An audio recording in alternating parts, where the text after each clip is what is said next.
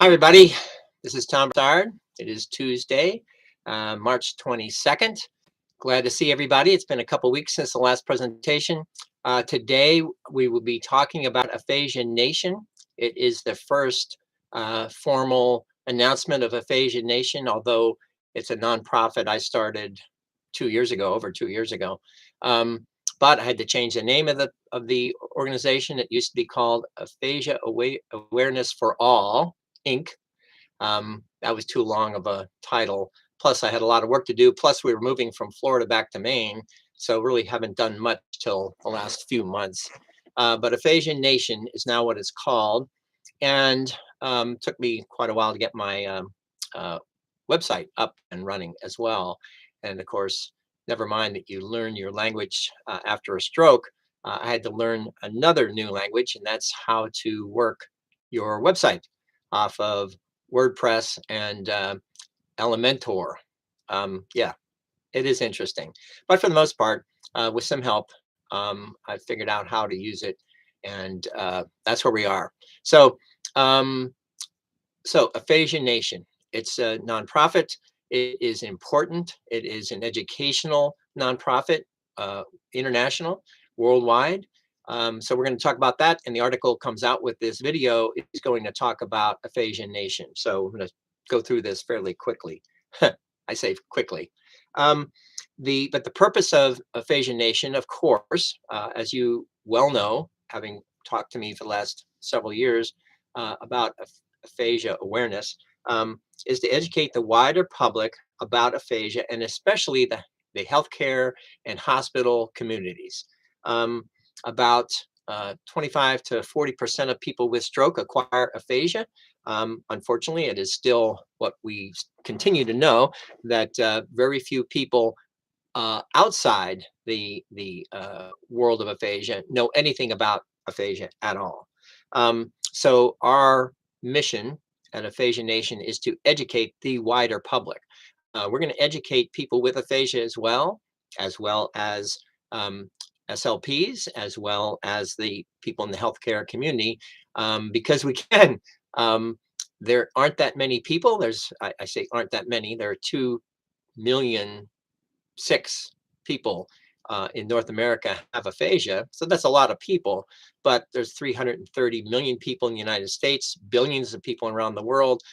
Not a lot of people know about aphasia. And they also don't know about this thing called plasticity, because we are going to be educating not only stroke and aphasia, but also educating people about plasticity. And that is something that every 7 billion people in the world should know a little bit about how the brain works and a little bit about how plasticity works. Because plasticity, whether you had a stroke and aphasia and get better based on understanding about plasticity, the healthy people also must understand about plasticity, because that is the same thing. It's the same facility humans have to learn a new language, a new job, anything is based on plasticity, which converts thought and cognitive activities into new brain matter. So all of us in Aphasia Nation will become more educated about plasticity, and then share that with all the others who don't know much. Given that, although we have lost millions of cells as a result of the stroke, and you can't grow new cells back, it does turn out, based on plasticity, that the remaining cells, always most important, the remaining cells have that capacity to grow new, additional, what are called dendrites and synapses. Otherwise, metaphorically, you could consider them to be branches and leaves. Excuse me. And they grow tremendously, such that now I can have this conversation when I couldn't do it before. So that's what we do.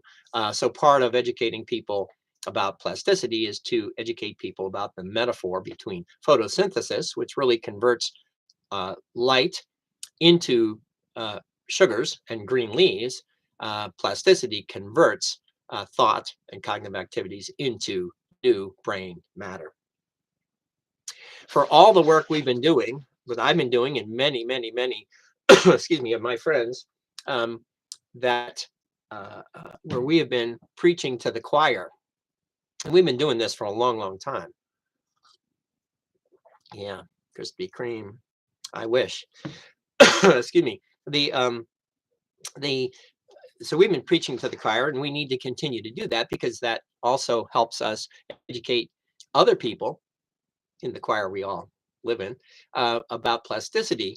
But we really can't continue to just preach to the choir.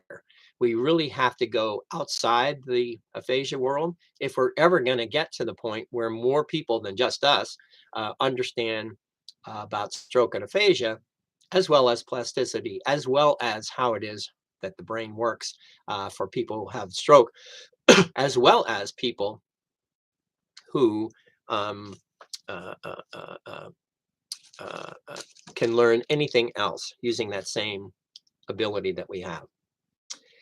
Um, we cannot go on for the next 10 years with all the surveys that have been done by the National Aphasia Association for the last two times, at least in my time, 2016 and 2020, where the wider public still is the same place it was 8 years ago. Um, we can't do that again. If we go another 10 years, sorry for this cough here in Maine. Um,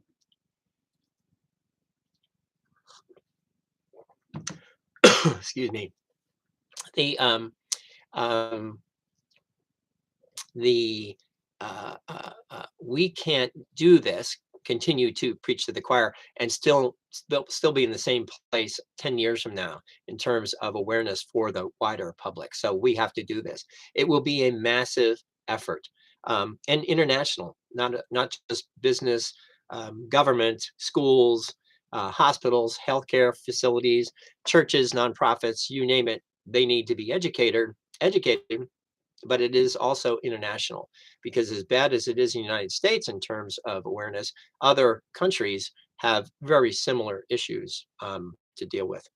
Um, so public education is a huge component of Aphasia Nation, and we have a lot of work to do. You'll be able to see it on the website, beginning to get a sense of how this is going to work. There'll be a couple of vignettes coming up soon with the organizations I'm working with now. So it'll give you some additional idea, because it's really going to take all of us, people with a stroke and aphasia, as well as advocates who didn't necessarily have stroke and aphasia themselves, but are advocates for one way or another because they're speech language pathologists and other doctors and nurses with a personal issue for sure. But education is going to be a big deal, since the link between stroke and aphasia is also something people don't really know about. They know a lot about stroke, or even a little bit about stroke, but most people have no idea about this thing, aphasia, and there's no linkage to it whatsoever. So you can even talk to people about aphasia as if it is a language disorder, which it is, but still people go, okay, well, how does that happen? Does it just grow out of your head? No, it typically is from a stroke. People still don't understand the linkage there. So they really have no idea. They've never heard of it. It's not connected to. They have no idea how to pronounce it. This is a big deal, and it requires public education, even in schools, given that photosynthesis is something we all learned in high school. I mean, in elementary school. Plasticity is also something that the teachers and the students should also know, again, at least a little bit about how the brain works, and with plasticity. Aphasia Nation people are doers. They're not going to be just sitting in classing and hoping they're going to learn something. They'll learn because they are doers. If they're not doers, well, they won't be the kind of learning we need. We need people who are interested and are active about helping educating the wider public. So we're looking for doers, and anybody we can find that are doers, certainly join Aphasia Nation. Reaching out to any number of closely allied organizations would also be helpful. Excuse me, is the brain injury world.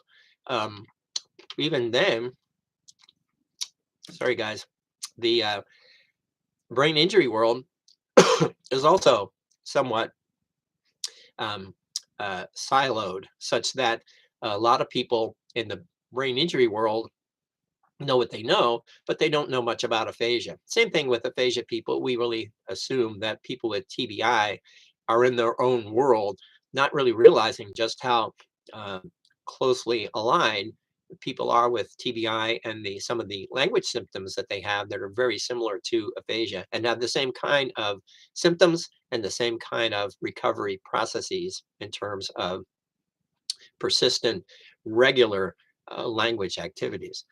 Excuse me.